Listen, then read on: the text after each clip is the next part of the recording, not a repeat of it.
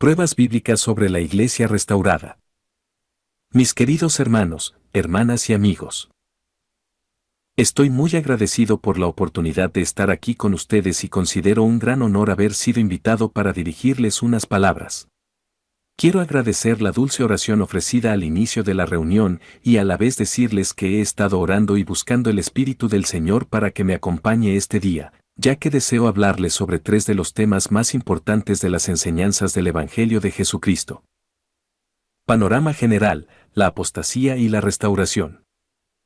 Revisemos juntos dos de las doctrinas básicas que se enseñan en repetidas ocasiones en su Biblia. La primera es la enseñanza de que habría una apostasía universal, cuando la autoridad de la Iglesia de Cristo sería quitada completamente de la tierra, alrededor del segundo siglo después de Cristo. La segunda es la doctrina bíblica de que Dios restauraría su Iglesia y el Evangelio nuevamente aquí sobre la tierra en los últimos días.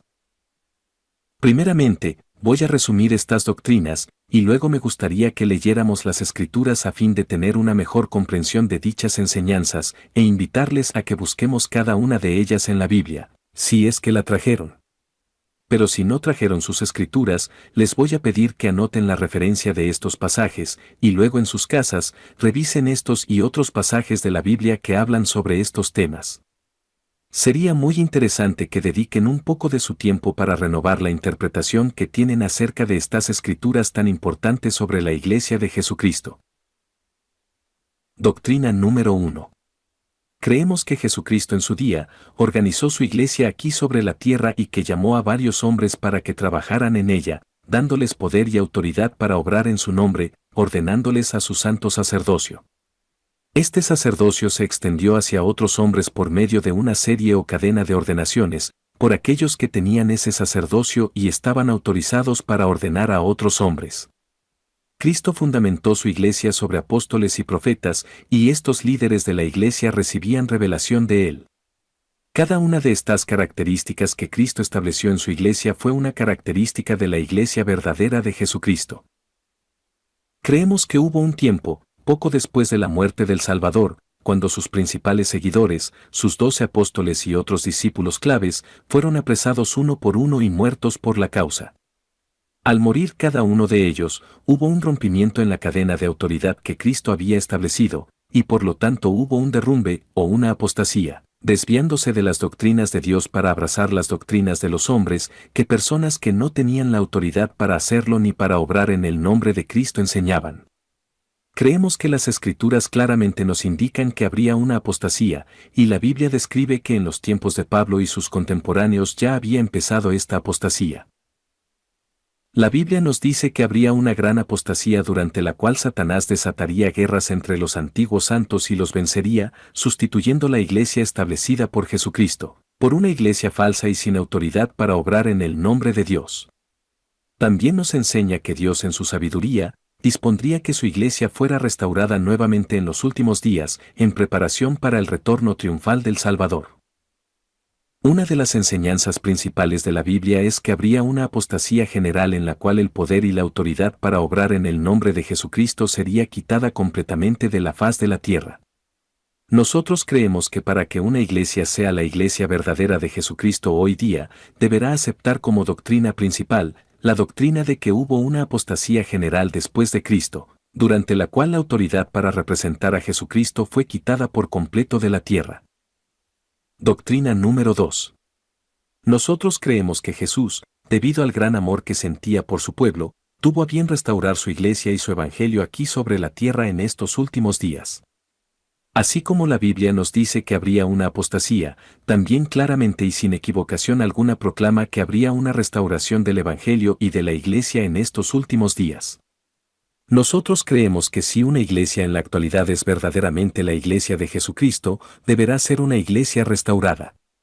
Deberá aceptar y predicar las doctrinas contenidas en la Biblia sobre la apostasía universal y la doctrina de la restauración de la iglesia de Jesucristo. Deberá proclamar dicha iglesia ser la iglesia restaurada de Jesucristo y poder explicar, paso a paso, cada acontecimiento histórico en los que se cumplieron las muchas profecías que encontramos en la Biblia acerca de la restauración. Yo sé de una sola iglesia que acepta plenamente tanto la doctrina bíblica sobre la apostasía como la de la restauración, y que literalmente asevera ser la iglesia restaurada de Jesucristo, la única iglesia con la autoridad legítima del sacerdocio para representar a Cristo hoy día es la iglesia de Jesucristo de los santos de los últimos días, los mormones.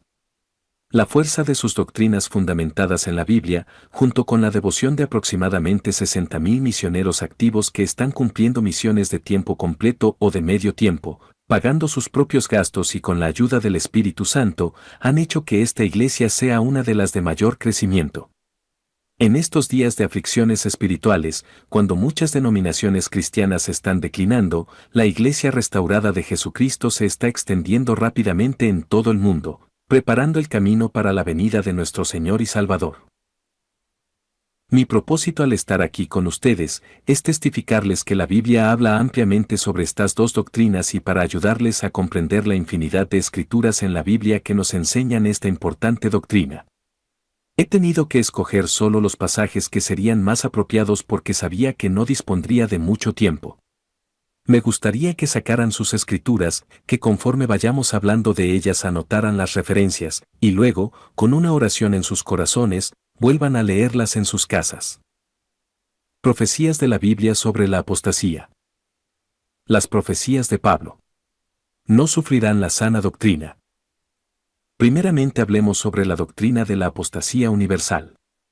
Abramos nuestras Biblias en el libro de Hechos, capítulo 20, versículos del 28 al 30.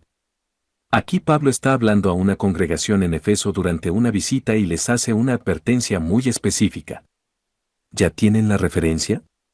Hechos 20 versículos 28 al 30, y dice, por tanto, mirad por vosotros, y por todo el rebaño en que el Espíritu Santo os ha puesto por obispos, para apacentar la iglesia del Señor, la cual él ganó por su propia sangre.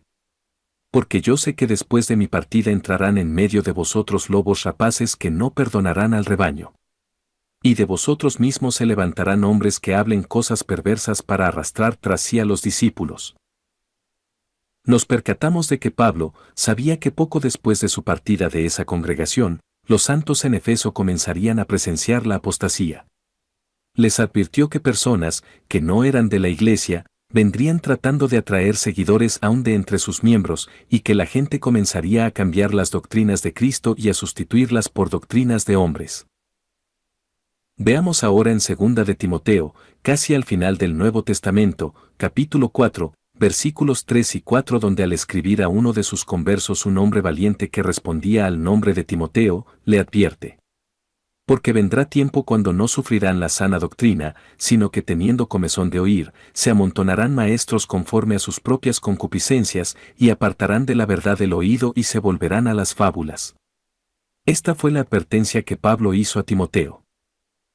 Un poco antes, en la misma carta en 2 de Timoteo, capítulo 3, versículos del 1 al 5, hizo otra advertencia acerca de la apostasía que vendría, y le dijo a Timoteo.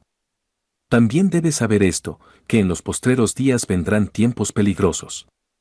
Porque habrá hombres amadores de sí mismos, avaros, vanagloriosos, soberbios, blasfemos, desobedientes a los padres, ingratos, impíos, sin afecto natural, implacables, calumniadores, intemperantes, crueles, aborrecedores de lo bueno, traidores, impetuosos, infatuados, amadores de los deleites más que de Dios, que tendrán apariencia de piedad, pero negarán la eficacia de ella, a estos evita.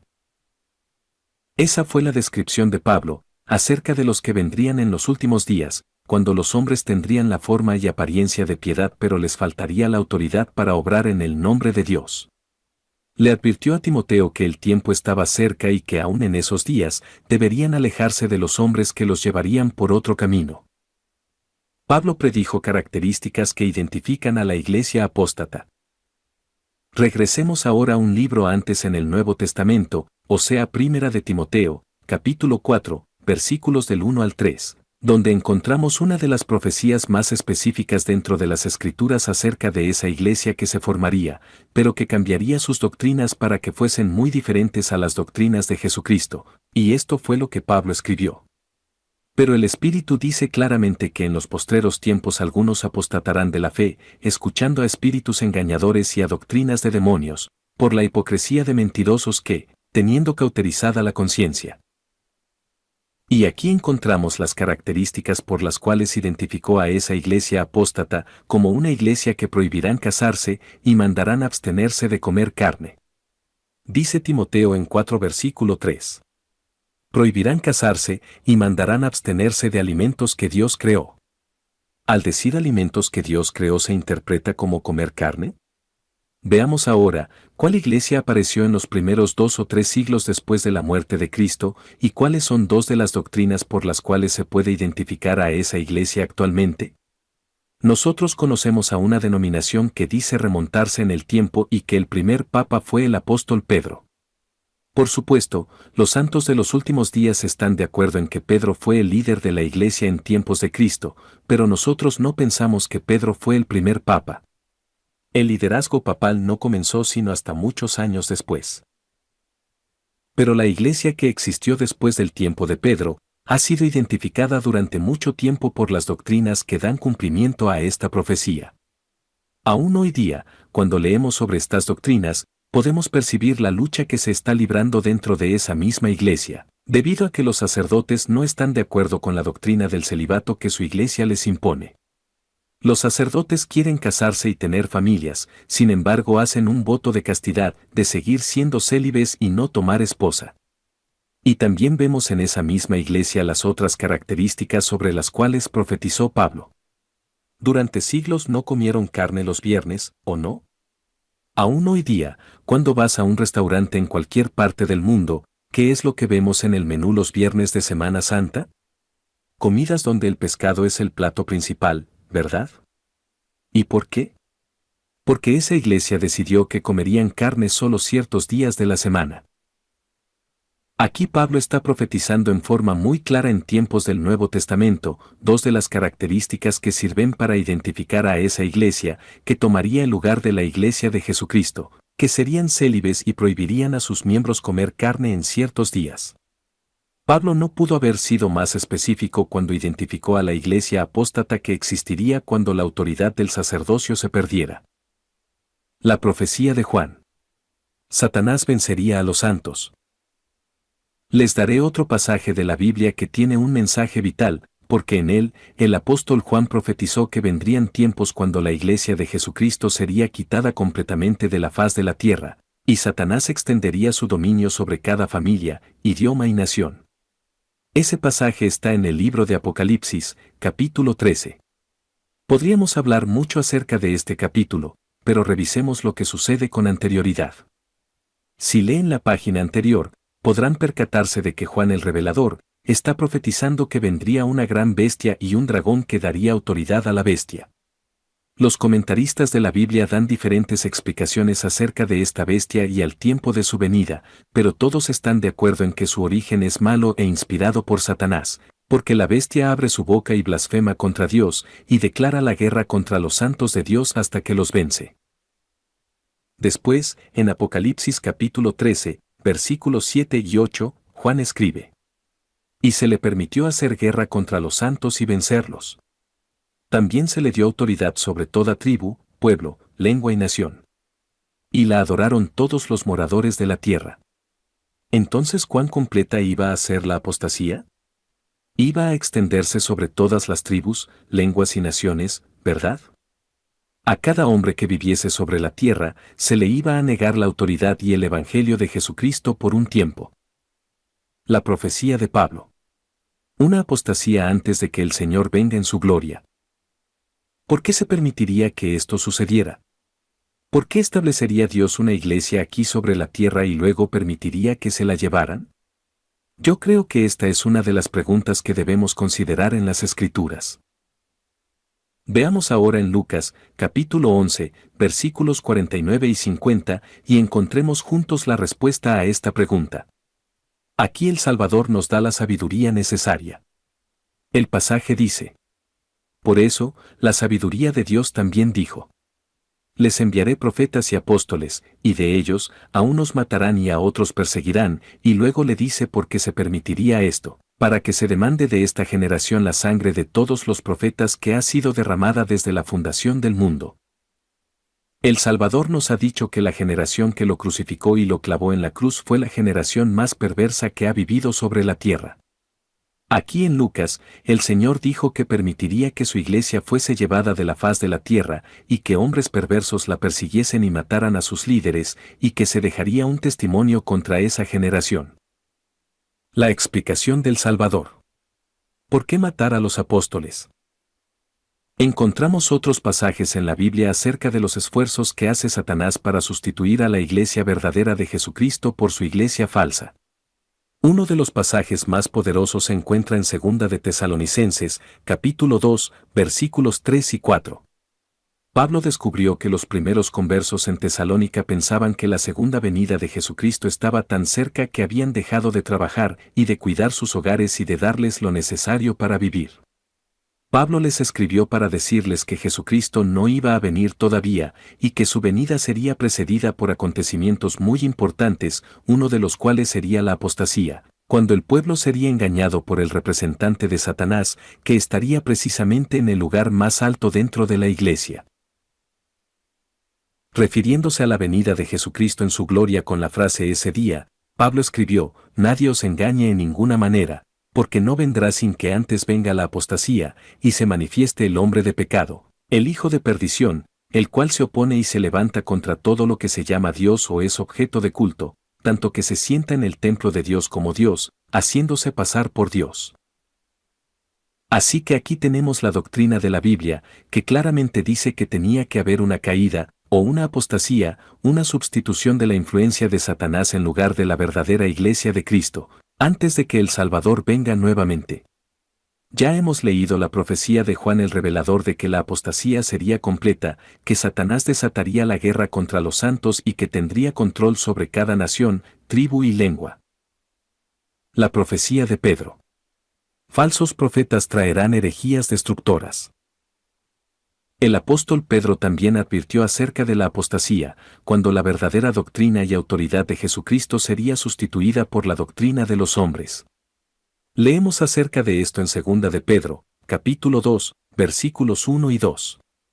Después de hablar acerca de los falsos profetas en tiempos del Antiguo Testamento, le dijo a la iglesia del Nuevo Testamento: pero habrá entre vosotros falsos maestros que introducirán encubiertamente herejías destructoras, y aún negarán al Señor que los rescató, atrayendo sobre sí mismos destrucción repentina.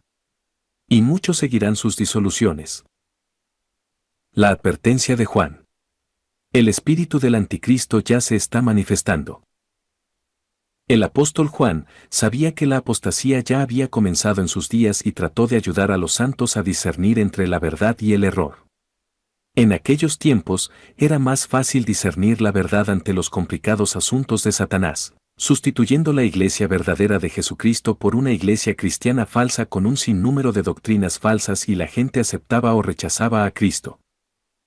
En la actualidad, muchas iglesias reconocen que Jesús es el Cristo, el Hijo de Dios, pero esas mismas iglesias enseñan solo una parte del Evangelio de Cristo y las mezclan con enseñanzas de los hombres. Esas iglesias tampoco tienen la autoridad y el poder para obrar en el nombre de Dios en cuanto a las ordenanzas que preparan al hombre para obtener su salvación. Pero al menos, las palabras de Juan nos muestran que en sus días la apostasía estaba ya comenzando, y su consejo tiene un gran significado para aquellos que buscan la verdad hoy día. En 1 de Juan, capítulo 4, versículos del 1 al 3, leemos: Amados, no creáis a todo espíritu, sino probad los espíritus si son de Dios, porque muchos falsos profetas han salido por el mundo. En esto conoced el Espíritu de Dios. Todo espíritu que confiesa que Jesucristo ha venido en carne, es de Dios, y todo espíritu que no confiesa que Jesucristo ha venido en carne, no es de Dios, y este es el espíritu del anticristo, el cual vosotros habéis oído que viene, y que ahora ya está en el mundo. Una y otra vez las Escrituras nos muestran que en los tiempos del Nuevo Testamento ya empezaba la apostasía, que Satanás estaba haciendo que los hombres cambiaran las doctrinas de Cristo, abandonaran la iglesia verdadera y la sustituyeran por una falsa, que se pareciera a la iglesia verdadera de Jesucristo para engañar a la gente, y de esta forma, evitar que obtuvieran la salvación, y la gloria que Cristo deseaba para ellos. Las advertencias de Pablo. La apostasía ya está sucediendo. En tiempos del Nuevo Testamento la apostasía ya comenzaba. Vemos la gran preocupación del apóstol Pablo en su epístola a los santos de Gálatas. En Gálatas capítulo 1, versículos 6 y 7 dice: Estoy maravillado de que tan pronto os hayáis alejado del que os llamó por la gracia de Cristo, para seguir un evangelio diferente. No que haya otro, sino que hay algunos que os perturban y quieren pervertir el evangelio de Cristo. Aquí, Pablo podía ver que la apostasía ya estaba sucediendo, y que Satanás estaba sustituyendo suficiente error a fin de robar a los hombres las llaves de salvación, al dejarles una iglesia falsa que les daría una falsa seguridad. Veamos en 2 de Corintios, capítulo 11, versículo 13 cuando Pablo escribió sobre los hombres que estaban involucrados en la apostasía y observó que porque estos son falsos apóstoles, obreros fraudulentos, que se disfrazan como apóstoles de Cristo. En su epístola a Tito, en el primer capítulo, versículo 10, Pablo arremetió contra aquellos que estaban llevando a los santos hacia la apostasía, llamándolos habladores de vanidades y engañadores, y en el versículo 16, resumió el estado y el poder falso que pertenecía a la iglesia falsa de Satanás diciendo: profesan conocer a Dios, pero con los hechos lo niegan, siendo abominables y rebeldes, reprobados en cuanto a toda buena obra. La apostasía, una doctrina básica de la Biblia. Este es el patrón de las Escrituras sobre la doctrina de la apostasía. La Biblia nos enseña claramente y sin equivocación alguna que habría una apostasía del Evangelio verdadero de Jesucristo y que la apostasía ya estaba empezando durante el tiempo de la Iglesia del Nuevo Testamento, que Satanás desataría guerras entre los santos, que tendrían la apariencia de piedad pero que le faltaría y negaría la autoridad para obrar verdaderamente en el nombre de Dios. La Biblia nos dice que la apostasía sería completa, es decir, que la autoridad para obrar en el nombre de Dios sería quitada completamente de la tierra. Si ustedes creen en la Biblia, por necesidad tendrán que aceptar la doctrina de la apostasía, porque se habla sobre esta doctrina en muchas de las Escrituras y por lo tanto no se puede ignorar. Si la iglesia a la que ustedes pertenecen realmente cree en la Biblia, debe enseñar y aceptar la doctrina de la apostasía universal y deberá reconocer libremente que la verdadera iglesia de Jesucristo fue retirada completamente de la tierra poco después del ministerio de Cristo. Y luego, si su iglesia todavía dice tener el poder y la autoridad para enseñar el Evangelio verdadero de Jesucristo y que existe y se desempeña como su representante autorizado hoy día, entonces, la historia de su iglesia podrá demostrar que Dios, de alguna u otra forma, le otorgó nuevamente el poder y la autoridad, y que restauró el Evangelio verdadero y el poder para representar a Jesucristo, el cual fue retirado completamente de la tierra durante la gran apostasía. Ustedes tendrán que examinar este asunto muy cuidadosamente, porque su posición eterna ante la presencia de Dios depende de la respuesta. Su iglesia, o es la iglesia verdadera de Jesucristo, o es descendiente de la gran impostora. Tal vez les gustaría comparar a la iglesia del Nuevo Testamento, establecida por Jesucristo, con un árbol. Cristo lo plantó y creció rápidamente, pero cuando vino la apostasía, el árbol fue cortado completamente y dañado desde sus raíces que eran las que le daban la vida. El tronco del árbol derribado estaba allí sin ninguna fuente de vida nueva, solo con los cambios que estaban aconteciendo a medida que los hombres sustituían doctrinas apóstatas, en lugar de la doctrina verdadera del Evangelio de Jesucristo, y así nació el catolicismo.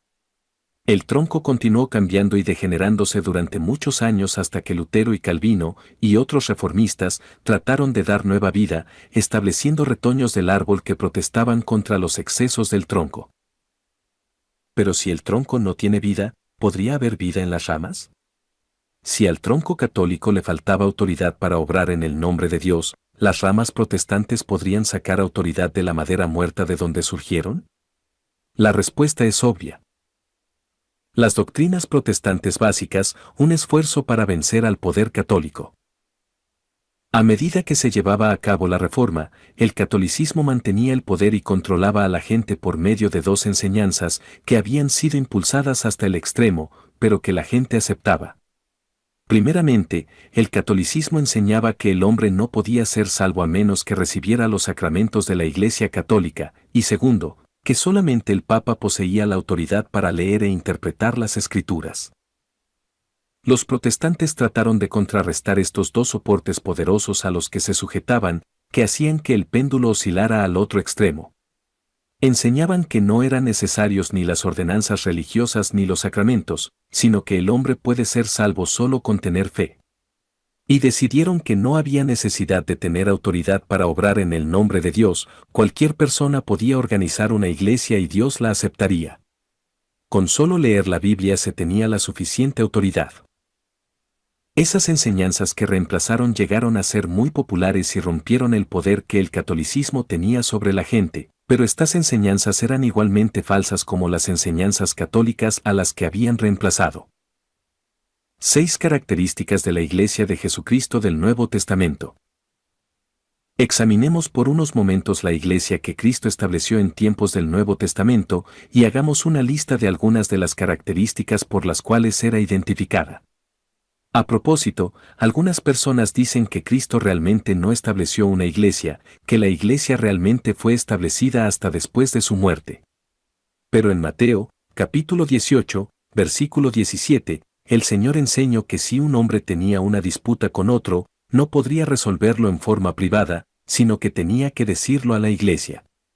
Y un poco antes, en el mismo capítulo, en el versículo 3 dijo a sus seguidores, de cierto os digo, que si no os volvéis y os hacéis como niños, no entraréis en el reino de los cielos. Así que no puede haber duda alguna de que Cristo ya había organizado la iglesia en sus días. Esa iglesia tenía muchas de las características por las cuales podía ser identificada, y si alguna iglesia en la actualidad dice ser la iglesia verdadera de Jesucristo, podemos asumir entonces, sin temor a equivocarnos, que esa iglesia debe tener esas mismas características hoy día. Pero de la misma forma, debemos reconocer que si una iglesia no tiene esas mismas características, entonces no puede ser la iglesia verdadera de Cristo. Sí. Saquemos de las Escrituras 6 de las características por las cuales la Iglesia de Cristo puede ser identificada. El sacerdocio, la autoridad para obrar en el nombre de Dios. Primeramente, la Iglesia de Jesucristo tiene la autoridad del sacerdocio, o la autoridad para obrar en el nombre de Dios. El Señor llamaba a los hombres al ministerio, y les daba autoridad por medio de una ordenanza llamada imposición de manos. Esto es cuando un hombre que ya posee el sacerdocio pone sus manos sobre la cabeza de otro hombre y lo ordena, transfiriéndole así el poder del sacerdocio. Los hombres no decidían solamente que querían servir a Dios y de repente tener la autoridad solo por el hecho de haber tomado esa decisión, o por leer las Escrituras, o por asistir a las escuelas teológicas. En Juan 15 versículo 16, Jesús les dijo a sus discípulos: No me elegisteis vosotros a mí, sino que yo os elegí a vosotros, y os he ordenado. La Biblia tiene muchos ejemplos de gente que trató de utilizar la autoridad del sacerdocio cuando no tenían derecho porque no habían sido ordenados.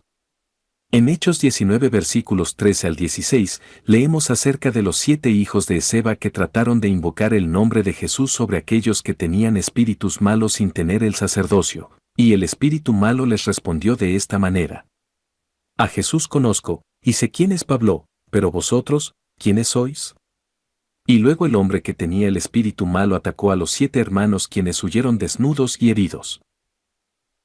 También veamos en Hechos 19, versículos del 1 al 6, cuando Pablo vino a Efeso y encontró a gente que había sido bautizada por personas que no tenían la autoridad.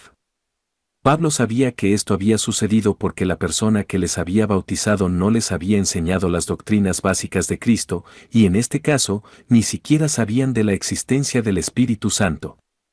Así que, ¿qué hizo Pablo? Les bautizó nuevamente porque él sabía que era necesario que lo hiciese alguien que tuviera la autoridad del sacerdocio. Recuerden esto cuando su conciencia y su amor por Jesucristo les obligue a hacerse la pregunta si han sido bautizados por alguien que tenga la autoridad para hacerlo en el nombre de Jesucristo.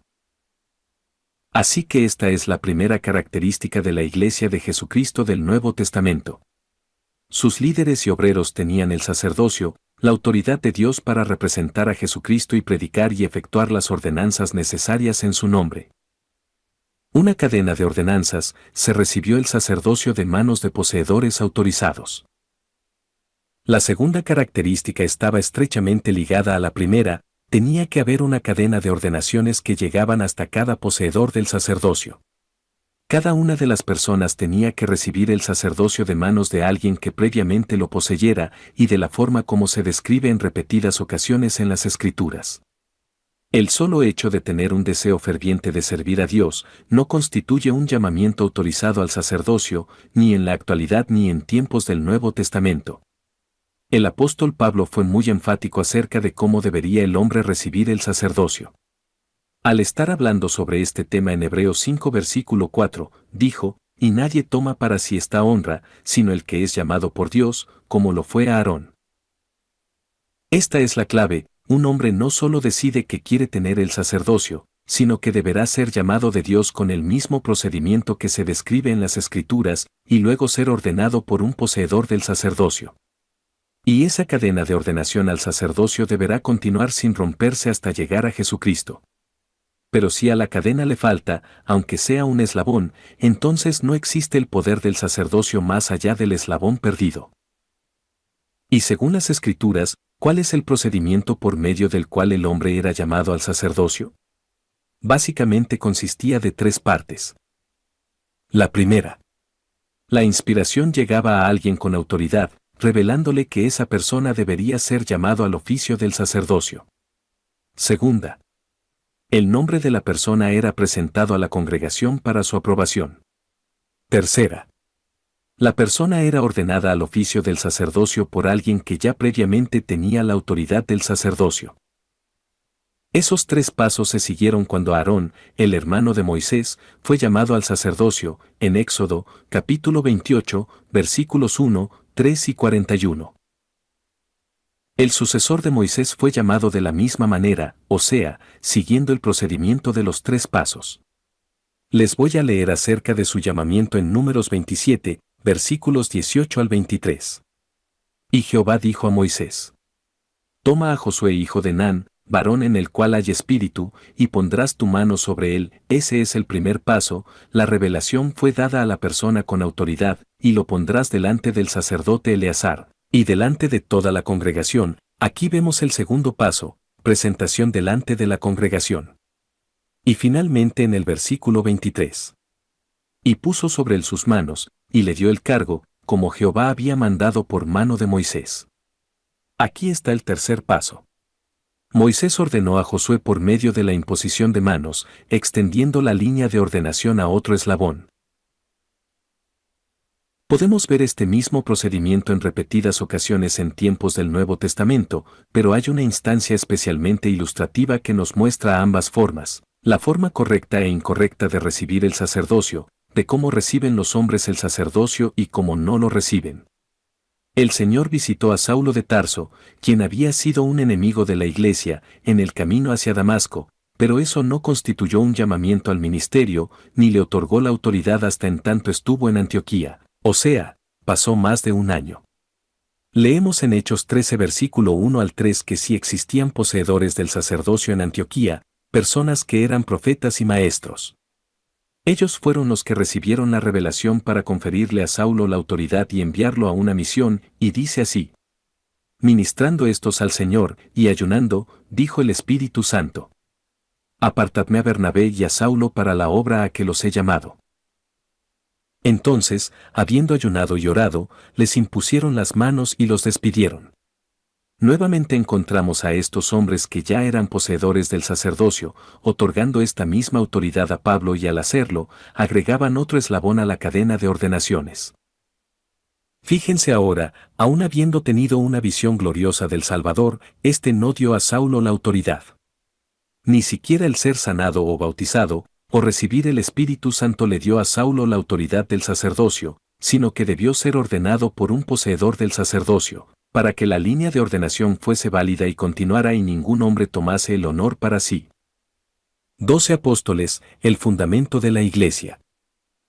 La tercera característica de la Iglesia de Jesucristo en tiempos del Nuevo Testamento que me gustaría mencionar es que está fundamentada en 12 apóstoles. Cuando Pablo escribía a los nuevos miembros de la Iglesia en Efeso, les enseñó este principio en Efesios 2 versículos 19 y 20. Así que ya no sois extranjeros ni advenedizos, sino conciudadanos de los santos, y miembros de la familia de Dios, edificados sobre el fundamento de los apóstoles y profetas, siendo la principal piedra del ángulo Jesucristo mismo. Por lo tanto, el fundamento o la base de la Iglesia del Nuevo Testamento fueron los apóstoles y profetas, y me gustaría que hicieran una lista, por separado. Como características números 3 y 4 de la Iglesia del Nuevo Testamento, los 12 apóstoles son la característica número 3 y los profetas son la característica número 4. Uno de los acontecimientos más importantes del Nuevo Testamento se registró al principio del libro de Hechos. Es importante porque nos enseña que el Señor desea que 12 apóstoles, no 11 ni 13, sean los que dirijan la Iglesia. Recordarán que Judas traicionó al Salvador y luego se suicidó, así que solo quedaron 11 apóstoles. Para entonces, ya la Iglesia tenía varios años de existencia y sin duda había crecido mucho. Fueron 2 hombres los merecedores de ser llamados apóstoles: Bernabé y Matías. Debido a que la Iglesia había crecido mucho, fácilmente pudieron haberlos llamado como apóstoles, pero los 11 apóstoles sabían que no, dado que los miembros de su quórum deberían de ser 12 apóstoles, así que solamente escogieron a uno, y en el primer capítulo de Hechos, versículos 23 al 26 nos indica que Matías fue contado con los 11 apóstoles. Así que la otra característica de la Iglesia del Nuevo Testamento era que estaba fundada sobre 12 apóstoles. Los profetas, portavoces autorizados de Dios. Los apóstoles también eran profetas, y los profetas son la cuarta característica de la Iglesia verdadera de Cristo. Un profeta es una persona autorizada para recibir revelación de Dios para guiar a la Iglesia. En el libro de Amos, capítulo 3, versículo 7, el gran profeta decía: porque no hará nada Jehová el Señor, sin que revele su secreto a sus siervos los profetas. En Oseas, capítulo 12, versículo 10, dice el Señor: y he hablado a los profetas, y aumenté la profecía, y por medio de los profetas usé parábolas. ¿Por cuánto tiempo será necesario tener profetas en la tierra? El apóstol Pablo nos dio la respuesta en Efesios, capítulo 4, versículos 11 al 13, al estar escribiendo acerca de que Jesucristo dirigía a la Iglesia del Nuevo Testamento dijo: y él mismo constituyó a unos, apóstoles, a otros, profetas, a otros, evangelistas, a otros, pastores y maestros, a fin de perfeccionar a los santos para la obra del ministerio, para la edificación del cuerpo de Cristo. Luego nos dijo hasta cuándo sería necesario que hubiese apóstoles y profetas aquí sobre la tierra. Hasta que todos lleguemos a la unidad de la fe y del conocimiento del Hijo de Dios, a un varón perfecto, a la medida de la estatura de la plenitud de Cristo. ¿Ya ha alcanzado la humanidad la estatura de la plenitud de Cristo? Por supuesto que no. Los profetas autorizados de Cristo son todavía necesarios para que sean portavoces de Dios en la tierra, así como lo fueron en tiempos del Nuevo Testamento. La revelación, la palabra de Dios relevada al hombre. Una quinta característica de la Iglesia de Cristo del Nuevo Testamento era que sus profetas recibían revelación de Dios. Un profeta no es un portavoz de Dios a menos que Dios hable por medio de él, y cuando Dios habla con un profeta, a eso se le llama revelación. Cuando un profeta dice una profecía, a eso se le llama revelación. La revelación es vital, es la comunicación que Dios tiene con el hombre y es esencial en la Iglesia de Dios. Como dice en Proverbios 29 versículo 18, sin profecía el pueblo de desenfrena, y es por eso que Pablo escribió a los santos de Tesalónica en Primera de Tesalonicenses 5, versículo 19 y 20. No apaguéis al espíritu. No menospreciéis las profecías.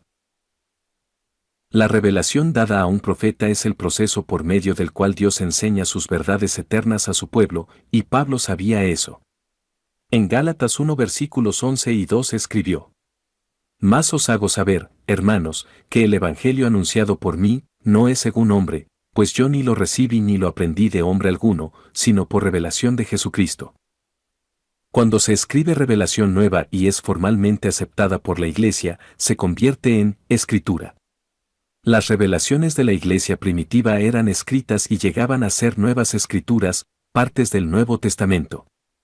En todas las épocas, la existencia y aceptación de nuevas escrituras es una manera de saber si una iglesia realmente recibe revelación y tiene profetas. Ahora resumamos por un minuto. Hemos aprendido que hay características que identificaban a la iglesia verdadera de Jesucristo en los tiempos del Nuevo Testamento y les mostré 5 de ellas, y es importante que las recuerden. Por favor, ¿las pueden memorizar en el orden que las leamos? Traten de grabarlas en su mente, porque necesitarán recordarlas después. ¿Cuáles son? Primera. La autoridad del sacerdocio por imposición de manos, por aquellos que tienen la autoridad del sacerdocio. Segunda, una cadena de ordenaciones, hasta llegar a Jesucristo, para que se pueda demostrar que la persona que ordena a otra tiene la autoridad válida. Tercera.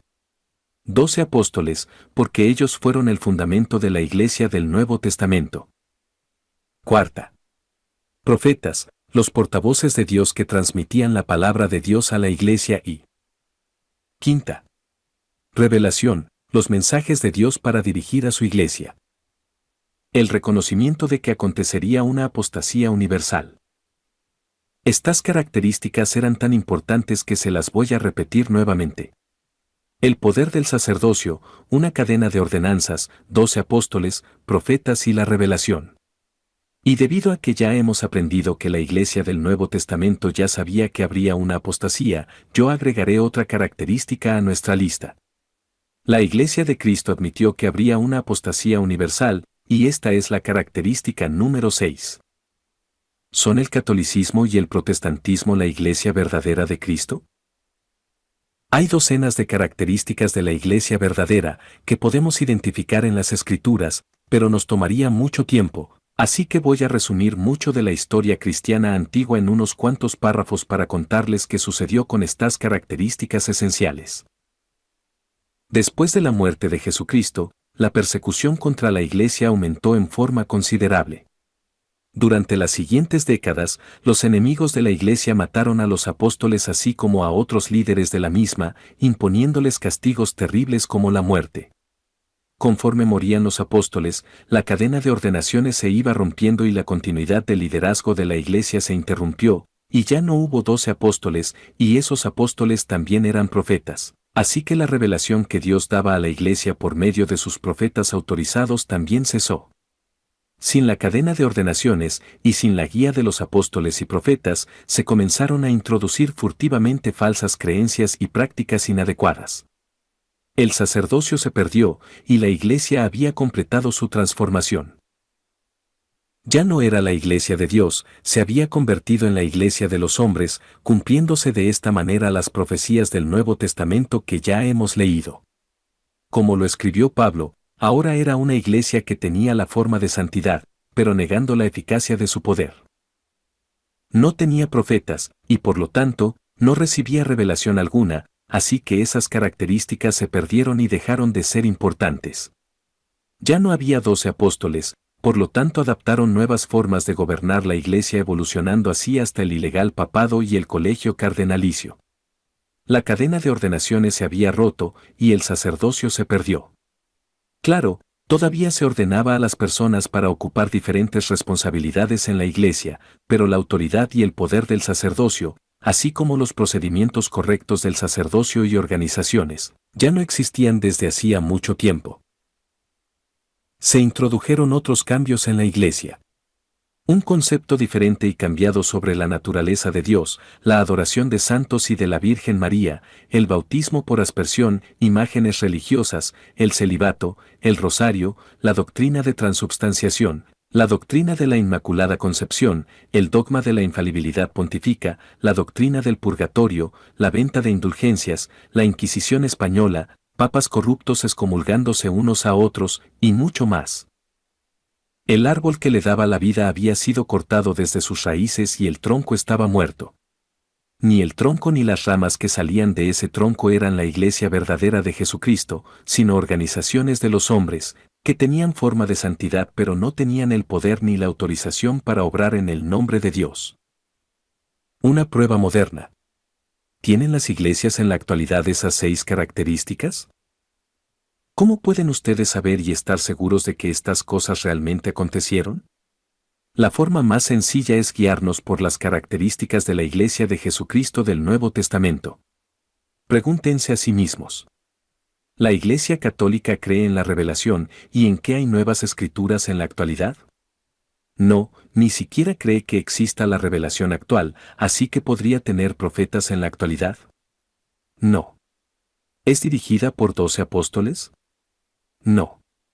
¿Acepta las enseñanzas de la Biblia acerca de que hubo una apostasía universal que cortó la cadena de ordenaciones, dejando a los hombres sin autoridad para obrar en el nombre de Dios como su representante legítimamente nombrado? No. Sin apóstoles, profetas ni revelación y con la cadena de ordenaciones rota, ¿puede un sacerdote católico en la actualidad, o el Papa, tener la autoridad verdadera del sacerdocio? No. ¿Y sin la autoridad verdadera del sacerdocio los sacramentos recibidos por sus miembros podrán ser válidos y aceptados por Dios? Desafortunadamente la respuesta es no, y sin ninguna de las 6 características esenciales, ¿puede la Iglesia Católica ser la Iglesia verdadera de Jesucristo en la tierra hoy día? No. ¿Y qué me dicen de los protestantes? ¿Creen ellos en que hay revelación nueva y nuevas escrituras? No. ¿Conocen siquiera alguna iglesia que diga que tiene un profeta? No. ¿Tienen 12 apóstoles? No. ¿Tienen ellos una cadena de ordenaciones que no haya sido rota? ¿Cómo podrían tenerla si salieron del catolicismo? Si el tronco está muerto, ¿las ramas tienen vida? No. Entonces, ¿tienen ellos el poder del sacerdocio, con la autorización válida para obrar en el nombre de Dios? No. ¿Cómo podrían tenerla? ¿De dónde podrían haberla obtenido? Rechazan a los católicos, así que no pueden obtenerla de ellos. También rechazan la revelación, así que tampoco pueden obtenerla directamente de Dios, y no hay otra fuente de donde obtenerla, así que ellos de ninguna manera pueden tener la autoridad del sacerdocio para obrar en el nombre de Dios. Sin las 6 características esenciales, ¿pueden las iglesias protestantes ser la iglesia verdadera de Dios aquí en la tierra hoy día? No. Ustedes deben hacerse estas preguntas sobre su propia iglesia. ¿Cree su iglesia en la revelación? ¿Tiene un profeta? ¿12 apóstoles? ¿Una cadena válida de ordenamientos al sacerdocio que se remonten hasta Jesucristo? ¿Tienen la autoridad del sacerdocio? ¿Acepta las doctrinas de la Biblia sobre la apostasía universal y lo que esto implica? Y si no tiene las 6 características esenciales de la Iglesia de Jesucristo del Nuevo Testamento, ¿puede entonces ser esta la Iglesia verdadera de Jesucristo? Y la siguiente pregunta es la más importante: ¿pueden venir a Cristo y obtener las bendiciones eternas que buscan a través de su Iglesia si no es la Iglesia verdadera de Cristo? Cuídense de las falsedades de Satanás. Hablemos por un minuto acerca de lo que Satanás quiere hacer.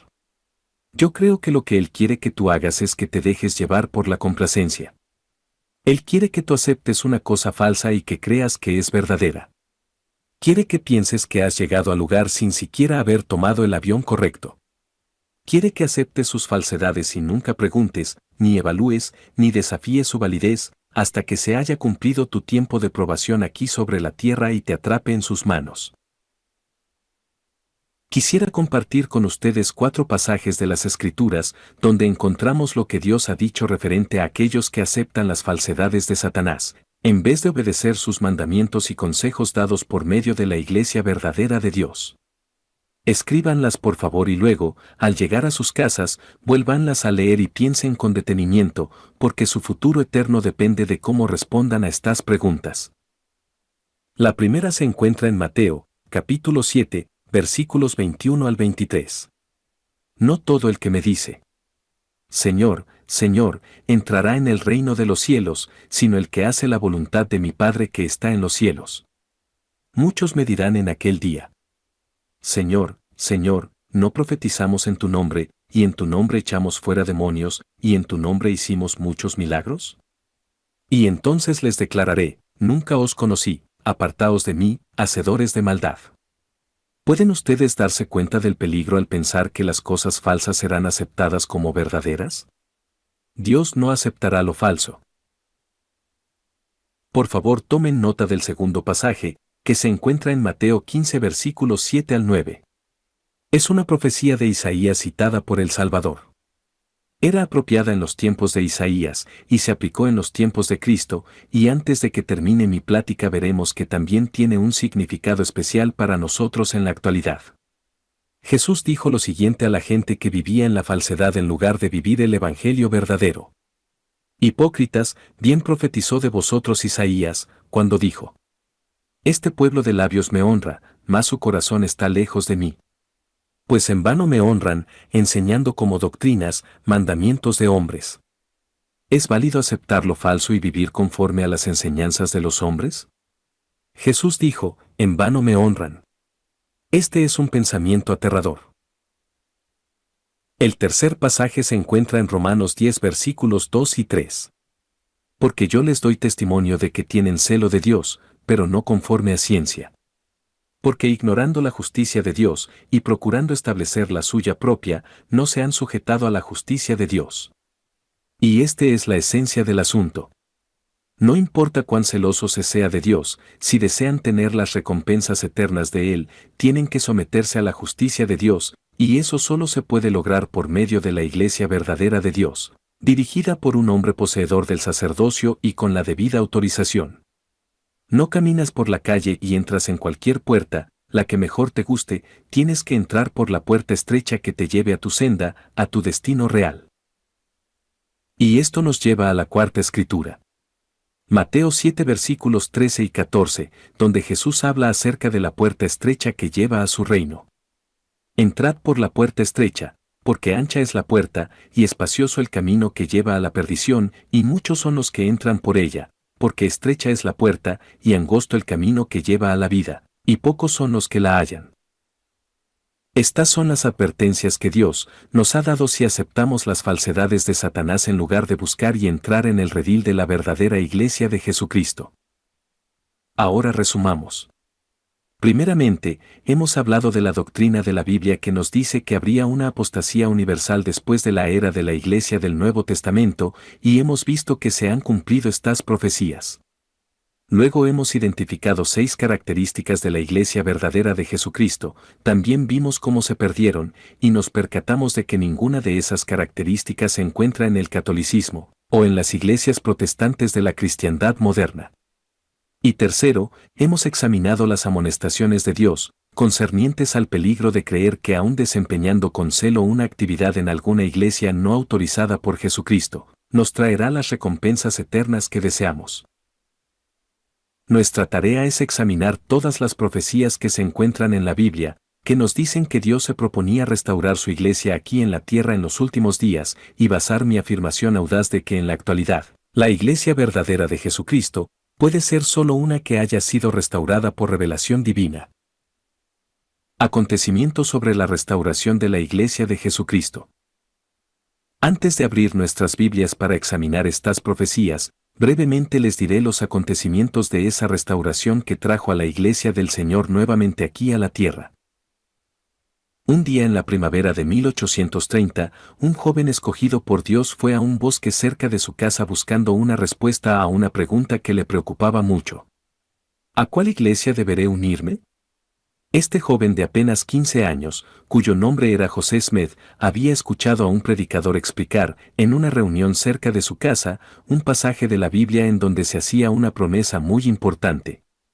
José decidió que aplicaría esa promesa que encontramos en la Epístola de Santiago, capítulo 1, versículo 5, que dice: Si alguno de vosotros tiene falta de sabiduría, pídala a Dios, el cual da a todos abundantemente y sin reproche. Luego la Escritura hace la promesa. Y le será dada.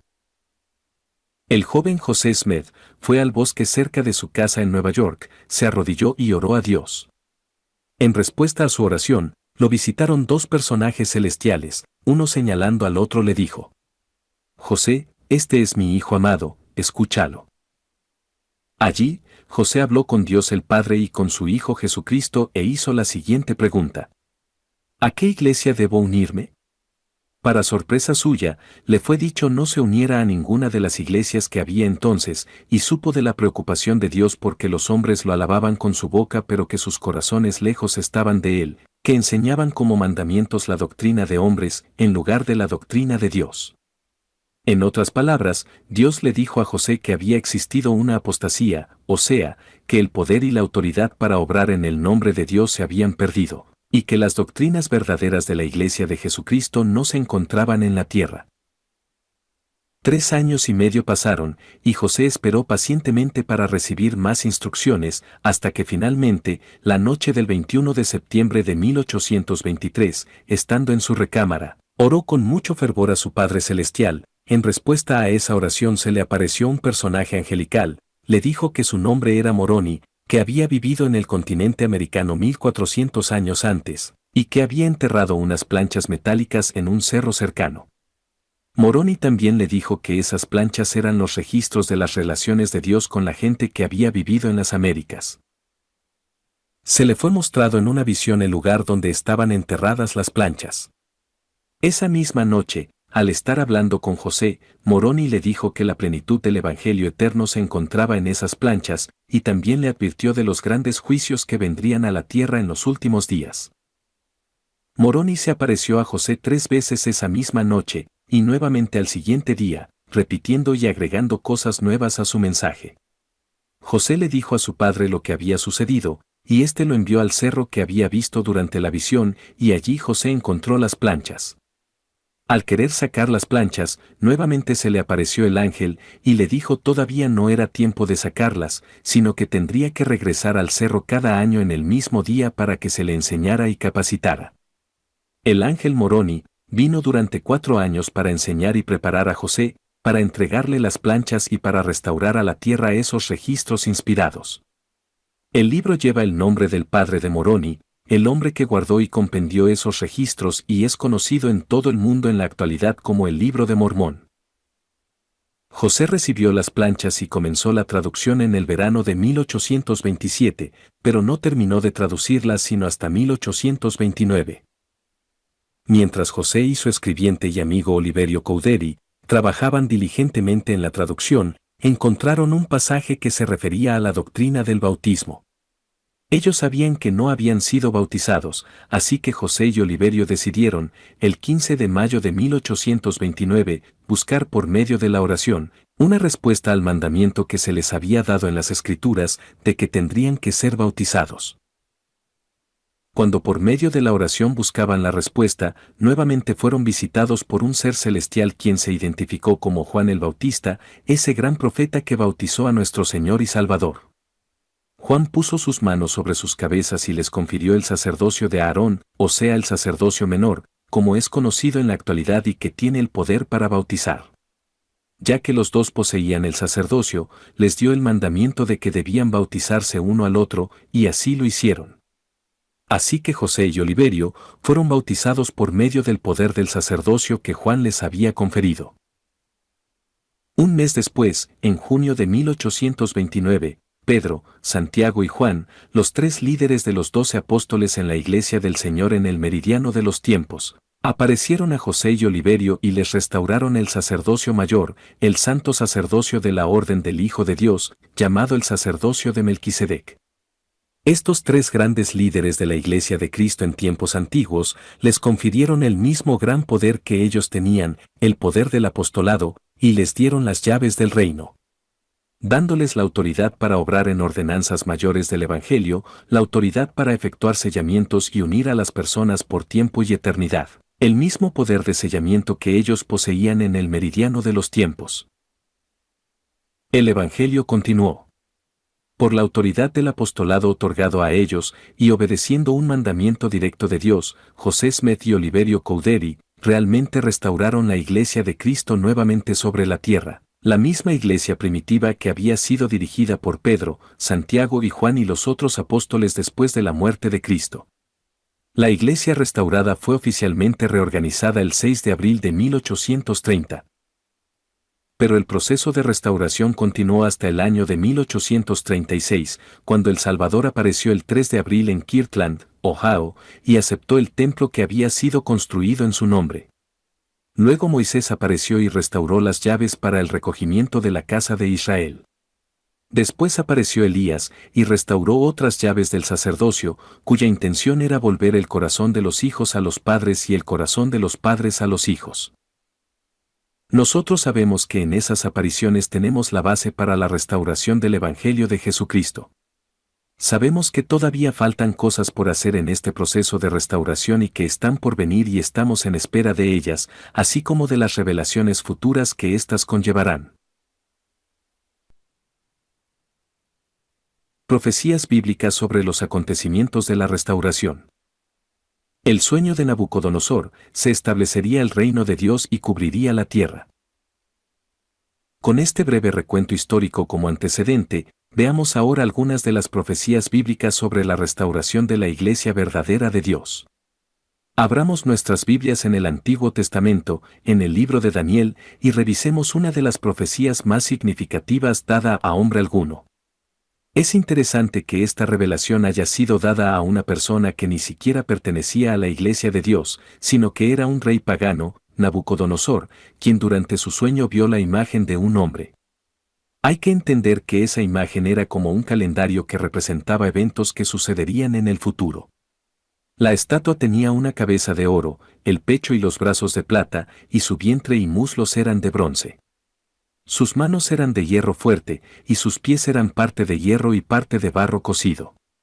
Nabucodonosor vio que de una montaña caía una piedra rodando que golpearía los pies de la imagen, que la imagen se caía y se rompía. Y luego Nabucodonosor vio cómo la piedra crecía hasta que llenó toda la tierra, y vio que permanecía para siempre. Nabucodonosor quería saber lo que la visión significaba. Hizo venir a todos sus adivinos, magos y astrólogos, y les preguntó lo que el sueño quería decir. Pero el problema era que había olvidado completamente lo que había visto en su sueño, y ni siquiera pudo darles un indicio. Debido a que los magos y adivinos no pudieron interpretar su sueño, los amenazó de muerte. Luego, el Señor habló a uno de esos magos, su joven profeta Daniel, y le dijo lo que el sueño significaba, le instruyó que fuera con Nabucodonosor y se lo interpretara. Daniel dijo al rey que lo que había visto era una visión del futuro acerca de los grandes reinos del mundo que vendrían, y dijo: «Tú, oh rey, eres rey de reyes», y explicó que él y Babilonia representaban esa cabeza de oro. Dijo que otro reino seguiría a Babilonia, y la historia nos dice que fueron los medas y los persas que vinieron cientos de años después. Un tercer reino seguiría, y este fue el reino de Grecia, que en el sueño era representado como el vientre de bronce. Luego habría de venir un reino muy fuerte, Roma, el hierro de las piernas. ¿Fue en la era romana cuando el Salvador vino a la tierra, o no? Vino y estableció su iglesia en los días de los romanos. Pero Nabucodonosor había visto otra parte de la imagen, los pies, que eran parte de hierro y parte de barro cocido, que ahora sabemos representaba la mezcla de las naciones, unas fuertes y otras débiles, que eran descendientes del Imperio Romano. Ahora, el mensaje importante de la visión es que sería en esos días que la piedra golpearía a la imagen y se expandiría y cubriría toda la tierra. Lean conmigo en Daniel 2 versículo 44, como el profeta resumió el mensaje de esta visión tan importante del rey Nabucodonosor, y dijo así: «Y en los días de estos reyes». Aquí quería decir los reinos representados por los dedos de la imagen, parte de hierro y parte de barro cocido, o sea, los reinos mezclados que descendían del Imperio Romano. En los días de estos reyes el Dios del cielo levantará un reino que no será jamás destruido. Ahora veamos, ¿qué estaba diciendo? No era en los días de Cristo, no se refería al dominio del Imperio Romano, sino a los días de esos reinos. Después de los días del Imperio Romano, Dios establecería su reino que jamás sería destruido. Luego dijo Daniel: «Ni será el reino dejado a otro pueblo, desmenuzará y consumirá a todos estos reinos, pero él permanecerá para siempre, de la manera que viste que del monte fue cortada una piedra, no con mano, la cual desmenuzó el hierro, el bronce, el barro, la plata y el oro». El gran Dios ha mostrado al rey lo que ha de acontecer en lo porvenir, y el sueño es verdadero y fiel su interpretación. Aquí encontramos una gran revelación que nos dice el tiempo cuando el reino de Dios sería establecido por última vez y que llenaría toda la tierra, y no fue durante el ministerio de Cristo en el meridiano de los tiempos, sino más tarde, después de que Roma ya no existiera y cuando Europa fuera constituida por un conglomerado de reinos tanto fuertes como débiles. El periodo de la restauración, la restitución de todas las cosas. Abramos nuestras Biblias en el Nuevo Testamento en Hechos, capítulo 3, y leamos uno de esos otros pasajes que nos dicen que la Iglesia de Jesucristo sería establecida en los últimos días. Y eso se encuentra en Hechos 3 versículo 19-21. ¿Recuerdan lo que está sucediendo aquí? Pedro y Juan se encuentran predicando, y Pedro dice lo siguiente. Así que, arrepentíos y convertíos, para que sean borrados vuestros pecados, para que vengan de la presencia del Señor tiempos de refrigerio, y este es el periodo al que nos referimos, el tiempo de refrigerio de los últimos días, y Él envía a Jesucristo, que os fue antes anunciado. Bueno, para entonces, Cristo ya había venido y se había ido, ¿verdad? Por lo tanto, Pedro no se refería a ese día, él se refería a un tiempo en los últimos días cuando Cristo vendría nuevamente a la tierra, y dijo, y Él envía a Jesucristo que os fue antes anunciado, a quien de cierto es necesario que el cielo reciba hasta los tiempos de la restauración de todas las cosas. Así que sabemos por medio del libro de Hechos que habría una restitución o restauración de todas las cosas en los últimos días. Todas las cosas se reunirían en la dispensación del cumplimiento de los tiempos. En el supuesto de que todas las cosas iban a tener que ser restauradas en preparación para la venida de Cristo, ¿podría haber permanecido en la tierra su iglesia verdadera? ¿Habría la necesidad de restaurar todas las cosas si hubiese habido una iglesia autorizada y funcionando? No, y la necesidad de una restauración completa hace que la realidad de la apostasía universal sea más aparente. Veamos en la Biblia en el libro de Efesios 1 versículo 9 y 10 por favor, y leamos otro de esos pasajes que hablan de los últimos días y de la restauración. Pablo escribe acerca de lo que Dios ha hecho y dice, dándonos a conocer el misterio de su voluntad, según su beneplácito, el cual se había propuesto en sí mismo, de reunir todas las cosas en Cristo, en la dispensación del cumplimiento de los tiempos, así las que están en los cielos, como las que están en la tierra. Y esto es lo que está aconteciendo en estos últimos días, ¿verdad? Dios está restaurando las cosas que fueron quitadas de la tierra y las está reuniendo nuevamente aquí en la tierra para preparar la venida de Jesucristo. Es la era o dispensación del cumplimiento de los tiempos. La alusión de Pablo, la aparición del Padre y del Hijo. Estos tres pasajes son referencias generales acerca de la restauración en los últimos días. Ahora veamos un pasaje que se refiere a eventos específicos sobre el proceso de restauración. Algunos de ellos son muy específicos, otros son más generales, pero cada versículo tiene su propio lugar. Por favor, busquemos en nuestras Biblias en el libro de Tito, capítulo 2, versículo 13. Se encuentra casi al final del Nuevo Testamento, después de Timoteo. Este versículo es solo una alusión al suceso de la restauración. Sin embargo, ¿cómo se podría explicar excepto que es una referencia de la primera visión que tuvo el profeta José Smith? Pablo le dijo a Timoteo que los santos estarían esperando un acontecimiento muy significativo en el futuro. Dijo que los santos estarían aguardando la esperanza bienaventurada y la manifestación gloriosa de nuestro gran Dios y Salvador Jesucristo. ¿Quién es el gran Dios? ¿Es Dios el Padre, o no? Pablo hablaba acerca de un tiempo cuando el Padre y el Hijo aparecerían juntos. ¿Y en qué otro lugar aparecieron? Solo cuando José Smith fue visitado por el Padre y el Hijo. 1800 años antes, Pablo supo que se aparecerían el gran Dios y su Hijo Jesucristo. Él sabía que esto sucedería. Si alguien dice que Pablo no estaba hablando acerca de la primera visión de José Smith, durante la cual vio al Padre y al Hijo, entonces esta persona deberá poder decirles a qué otra futura aparición del Padre y del Hijo se refería Pablo, y no podrá hacerlo. La profecía de Juan, un ángel que traía el Evangelio eterno.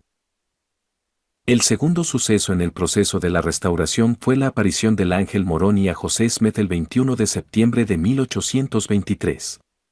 ¿Y qué hizo Moroni? Le dijo a José que la plenitud del Evangelio eterno se encontraba en aquellas planchas metálicas del Libro de Mormón y le advirtió acerca de los juicios que vendrían en los últimos días. Juan el Revelador predijo la venida, en los postreros días, de un ángel que traería aquellos dos mensajes idénticos. ¿Recuerdan que en Apocalipsis capítulo 13 leímos acerca de que vendría la apostasía? Unos cuantos versículos más adelante en Apocalipsis 14 versículos 6 y 7, encontramos la profecía de Juan, acerca del ángel que habría de venir, proclamando aquellos mensajes idénticos. Juan escribió: vi volar por en medio del cielo a otro ángel, que tenía el Evangelio eterno para predicarlo a los moradores de la tierra, a toda nación, tribu, lengua y pueblo, diciendo a gran voz: temed a Dios, y dadle gloria, porque la hora de su juicio ha llegado, y adorad a aquel que hizo el cielo y la tierra, el mar y las fuentes de las aguas.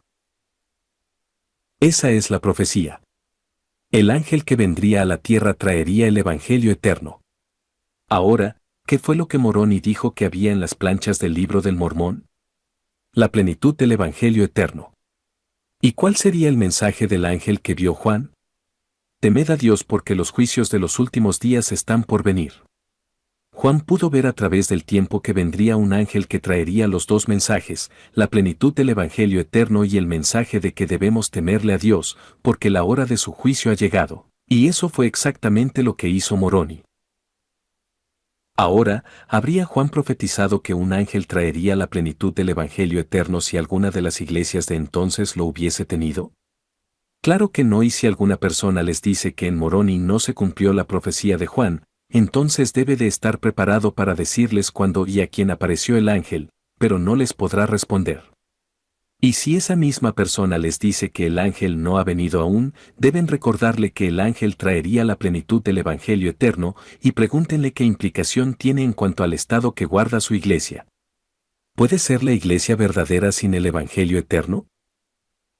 La profecía de Isaías, la apostasía, luego la visión de todo en un libro sellado. Ahora, por favor, volvamos hacia uno de los pasajes más impresionantes de toda la Escritura, y se encuentra en el libro de Isaías, capítulo 29. Seguramente Isaías tenía una profunda visión de las cosas que iban a acontecer en estos últimos días. Este pasaje tiene tantas correlaciones con los acontecimientos de los últimos días, que nos tomaría una hora abarcarlo todo, por lo tanto les leeré solo una serie de versículos, empezando con el versículo 9. Primeramente y en especial, se refiere a la apostasía, y luego habla acerca de la aparición de un libro sellado. Probablemente debería reexaminar un poco la historia del libro del Mormón, cuando éste fue restaurado. Recuerdan que José recibió las planchas, pero que 2/3 partes estaban selladas, y que no se le permitió abrirlas. Pero sí se le permitió traducir el resto. Copió algunos de los caracteres y los envió con un hombre llamado Martin Harris, a quien le dijo: quiero que vayas y muestres estos caracteres a varios lingüistas distinguidos para que te otorguen un certificado de que son verdaderos caracteres antiguos. Martin Harris fue a Nueva York y habló con un hombre llamado Charles Anton. Esto fue un acontecimiento feliz para Charles Anton, ya que él era una persona ostentosa y quería hacer cosas que trascendieran. Vio la oportunidad de ser parte de lo que pensaba era un gran hallazgo arqueológico, así que emitió un certificado diciendo que aquellos jeroglíficos eran verdaderos y válidos, y se lo entregó a Martin Harris. El señor Anton quería prolongar la conversación, así que al estar Martin despidiéndose, le preguntó: ¿cómo supo José Smith de estos caracteres y de las planchas de oro de las que me estabas hablando? Martin Harris le dijo que un ángel de Dios se le había aparecido y le había dicho dónde se encontraban. El profesor Anton pensó: oh, me estoy metiendo en un lío, así que le dijo: préstame el certificado. Lo tomó, lo rompió y le dijo: tráeme las planchas, yo las voy a traducir, lo que era una falacia, ya que entonces en América no se contaba con los elementos para traducir aquellos jeroglíficos egipcios. Sin embargo, él quería tener una oportunidad de hacerlo. Entonces Martin Harris le dijo: no las puedo traer porque parte de las planchas están selladas. Luego el profesor Anton dijo estas palabras tan significativas que cumplen con la profecía de la Biblia: no puedo leer un libro sellado. Bueno, veamos cómo Isaías predijo aquel pequeño incidente, y luego leeremos un par de versículos más adelante, y veremos que Isaías profetizó la primera visión del profeta José, y cuando Isaías cita aquellas mismas palabras que el Salvador dijo a José Smith en la primavera de 1820. Vamos a leerlos, empezando con la apostasía en Isaías 29, versículo 9. Deteneos y maravillaos, ofuscaos y cegaos, embriagos, y no de vino, tambalead, y no de sidra. Porque Jehová derramó sobre vosotros espíritu de sueño, y cerró los ojos de vuestros profetas, y puso velo sobre las cabezas de vuestros videntes. Isaías vio que debido a la apostasía, vendrían tiempos cuando la gente no recibiría más revelación, no habría más revelación de Dios hacia la tierra. Continúa diciendo: y os será toda visión, en otras palabras, la forma en que el mundo en estos últimos días debería comprender las Escrituras, y os será toda visión como palabras del libro sellado, el cual si dieren al que sabe leer, y le dijeren, lee ahora esto, él dirá, no puedo, porque está sellado. Bueno, les he contado la historia de cómo Martin Harris le entregó los caracteres del libro a Charles Anthon, y que fue Anthon quien dijo, no puedo leer un libro sellado. Y nosotros creemos que fue el mismo José Smith quien dijo, Señor, no soy docto, no puedo traducir esto. Y aún así, el Señor le dio poder. Por medio del poder y del espíritu de revelación, José tradujo aquel libro sellado. ¿Y qué fue lo que dijo el Señor? Toda visión se encuentra en aquel libro que estaba sellado. En otras palabras, tiene un mensaje de importancia para toda la humanidad y aparecería en un tiempo cuando no habría revelación. Sigamos leyendo. Dice, pues, el Señor, porque este pueblo se me acerca con su boca, y con sus labios me honra, pero su corazón está lejos de mí, y su temor de mí no es más que un mandamiento de hombres que les ha sido enseñado. Por tanto, he aquí que nuevamente excitaré yo la admiración de este pueblo con un prodigio grande y espantoso, porque perecerá la sabiduría de sus sabios, y se desvanecerá la inteligencia de sus entendidos. En otras palabras, Dios vencería la sabiduría del soberbio, de los eruditos, y pondría en su lugar la visión de todos por medio de un hombre, a través del cual él había revelado su palabra. Ese hombre fue el profeta José Smith. Luego, en el versículo 18 Isaías dice, en aquel tiempo los sordos oirán las palabras del libro, y los ojos de los ciegos verán en medio de la oscuridad y de las tinieblas. Por lo tanto, está hablando claramente acerca de un libro que habría de venir en los últimos días. Observen las palabras de la profecía en Isaías 29 versículo 13. Porque este pueblo se me acerca con su boca, y con sus labios me honra, pero su corazón está lejos de mí, y su temor de mí no es más que un mandamiento de hombres que les ha sido enseñado. Esas son casi exactamente las palabras que Jesús dijo a José Smith durante la primera visión. Los santos de los últimos días entienden el cumplimiento de cada uno de estos versículos en Isaías 29. Sin embargo, no he encontrado a nadie más que haya ni siquiera intentado interpretar este pasaje bíblico en detalle. En los primeros versículos de Isaías 29, encontramos aún más cosas que explican acerca de la aparición del libro del Mormón, pero no vamos a leerlos ahora porque nos tomaría mucho tiempo. La profecía de Malaquías, la venida de Juan el Bautista. Ahora consideremos el siguiente suceso que aconteció en el proceso de la restauración. Ya hemos hablado acerca de la primera visión, de la venida de Moroni y de la restauración del libro del Mormón. Juan el Bautista vino el 15 de mayo de 1829 y restauró el poder del sacerdocio. ¿Sabían ustedes que su venida fue profetizada en términos muy específicos en el libro de Malaquías, el último libro del Antiguo Testamento? En Malaquías 3 versículos 1 al 3 el Señor dice lo siguiente, He aquí, yo envío mi mensajero, el cual preparará el camino delante de mí, y vendrá súbitamente a su templo el Señor a quien vosotros buscáis, y el ángel del pacto, a quien deseáis vosotros. He aquí viene, ha dicho Jehová de los ejércitos. ¿Y quién podrá soportar el tiempo de su venida? ¿O quién podrá estar en pie cuando Él se manifieste? Porque Él es como fuego purificador, y como jabón de lavadores. Y se sentará para afinar y limpiar la plata, porque limpiará a los hijos de Leví, los afinará como a oro y como a plata, y traerán a Jehová ofrenda en justicia. Analicemos ahora lo que se ha dicho. El Señor dice que Él enviaría a un mensajero a preparar el camino antes de su venida. ¿Pero a qué venida se refiere? ¿Sería su venida cuando Él nació como un humilde bebé en un pesebre? No, esta es la venida de Cristo en su gloria, o no, cuando viene con poder. Malaquías dice que Cristo vendrá como un fuego purificador, recordemos que la tierra va a ser quemada y purificada durante su segunda venida. Y viene como jabón de lavadores, la lejía es un jabón fuerte, ¿verdad? Por lo tanto, la profecía de Malaquías es que el Señor enviará un mensajero para preparar el camino delante de él cuando él venga en su gloria. Ahora, con esto, hagamos una referencia cruzada de un pasaje. Leamos en Lucas capítulo 7, versículos 27 y 28, y veamos algunas cosas que el Salvador dijo durante su ministerio terrenal. Durante este tiempo, Juan el Bautista había hecho acusaciones muy fuertes en contra de los gobernantes de entonces, y éste había enviado a Juan a prisión. Los discípulos de Juan habían acudido al Salvador y le habían contado lo sucedido.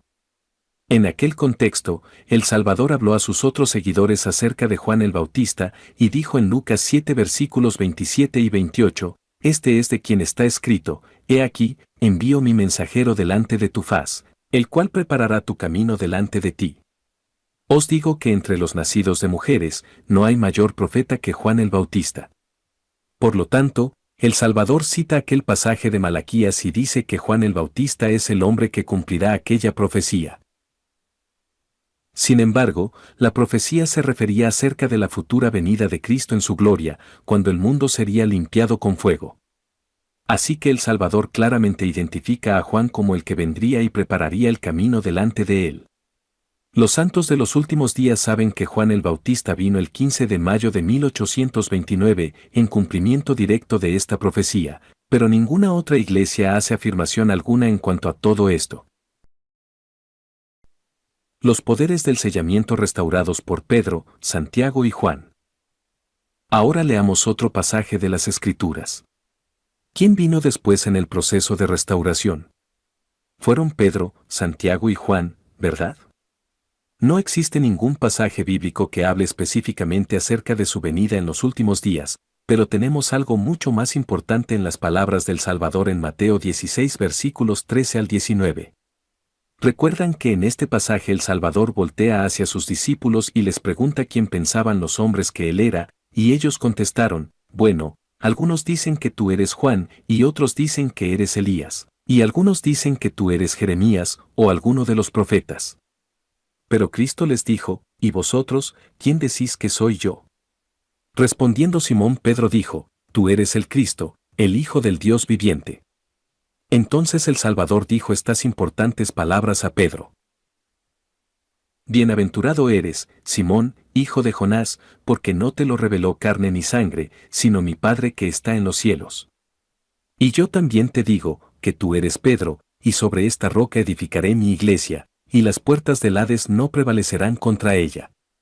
Y a ti daré las llaves del reino de los cielos, y todo lo que atares en la tierra será atado en los cielos, y todo lo que desatares en la tierra será desatado en los cielos. Veamos, ¿qué estaba diciendo el Salvador?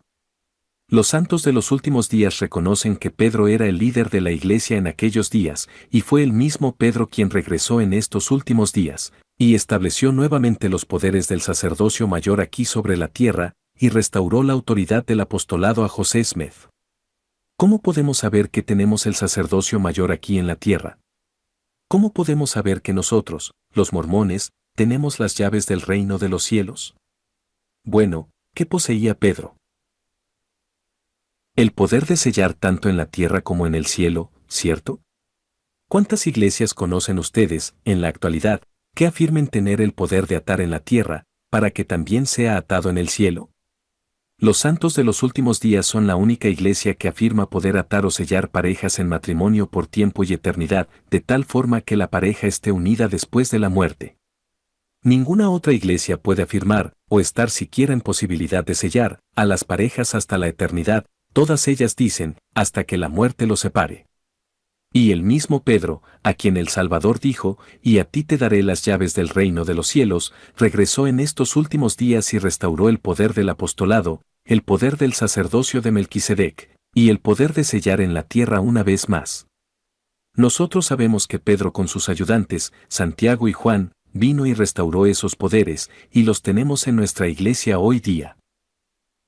La profecía de Malaquías, Elías volvería el corazón de los hijos a sus padres. Leamos ahora solo un pasaje más en las Escrituras que se refiere a uno de los acontecimientos específicos de la restauración de la iglesia en estos últimos días. ¿Recuerdan que les conté lo que sucedió el 3 de abril de 1836 en el templo de Kirtland, cuando se aparecieron primeramente el Salvador, luego Moisés y luego Elías? Elías, al estar dando instrucciones sobre la genealogía y sobre el trabajo en el templo, restauró las llaves que volverían el corazón de los padres hacia los hijos y el corazón de los hijos hacia los padres. Nosotros sabemos que su venida fue profetizada tiempo atrás en los dos últimos versículos del libro de Malaquías en el Antiguo Testamento. Leamos por favor, en Malaquías 4, versículos 5 y 6, cuando el Señor hace esta promesa por medio de su profeta Malaquías: He aquí, yo os envío el profeta Elías, antes que venga el día de Jehová, grande y terrible. Él hará volver el corazón de los padres hacia los hijos, y el corazón de los hijos hacia los padres, no sea que yo venga y hiera la tierra con maldición. ¿Cuántas iglesias hablan acerca de la venida de Elías el profeta? ¿Cuántas otras iglesias te dicen el día, la hora y el lugar cuando sucedió? Ninguna. ¿Cuántas otras iglesias saben que habría una apostasía completa y universal? En contraste, ¿cuántas iglesias de algún modo tratan de comprobar el origen de su iglesia hasta la iglesia original, pero no tienen un sustento válido acerca de la autoridad del sacerdocio? Los católicos dicen: sí, Pedro fue el primer papa, sabemos que hubo papas muy malos, y hubo problemas, pero la iglesia aún continúa y se remonta hasta Pedro. Nosotros decimos que fue como el tronco de un árbol, que el Señor tomó su hacha y cortó el árbol desde su raíz, ¿verdad? Cortó al árbol debido a la apostasía. Luego vino y plantó un árbol nuevo y restauró el Evangelio en esos últimos días. Los protestantes dicen: oh, los católicos eran malos y corruptos y ellos tenían sus indulgencias y sus malos caminos, y ellos hablaban acerca de Martín Lutero con sus cosas que clavó en la puerta de la capilla. Pero si el tronco fue cortado, ¿pudieron las ramas haber tenido vida? ¿Pueden las ramas venir de un árbol muerto? No, no pueden, y eso lo sabemos todos. Un testigo: la Iglesia de Dios ha sido restaurada. Les doy mi testimonio de que la Biblia dice claramente que la Iglesia verdadera de Jesucristo es la Iglesia que reconozca la realidad de la apostasía, que la Iglesia de Cristo sería quitada completamente de la tierra. La Iglesia verdadera también reconoce cada uno de los pasos en el proceso de la restauración, conforme han sido profetizados en la Biblia, los cuales ya hemos leído. ¿Pueden ustedes darnos alguna otra explicación sobre estas escrituras? No hay ninguna otra interpretación realista, excepto que la verdadera Iglesia de Cristo es una Iglesia restaurada, la Iglesia de Jesucristo de los santos de los últimos días. Les testifico que esta es la Iglesia de Jesucristo, que sabemos que hubo una apostasía y también una restauración, sabemos lo que dicen las Escrituras y tenemos un fundamento basado en las mismas. Sé que en la actualidad, nosotros tenemos las llaves del reino de los cielos. Deseo que cada uno de ustedes piense cuidadosamente sobre este mensaje, y luego actúe en conciencia y reconozca que no podemos recibir las más grandes bendiciones de Dios sin entrar por la puerta estrecha y ser bautizados dentro de la Iglesia restaurada de Jesucristo por una persona que tenga la autoridad válida del sacerdocio. Pido a mi Padre Celestial para que ustedes lleguen a comprender que Dios ha traído su poder y sus más ricas bendiciones a la Iglesia restaurada, y que la Iglesia es para crecer y llenar toda la tierra como Daniel vio en su revelación. Les dejo este testimonio que sé que es verdadero, en el nombre de Jesucristo. Amén.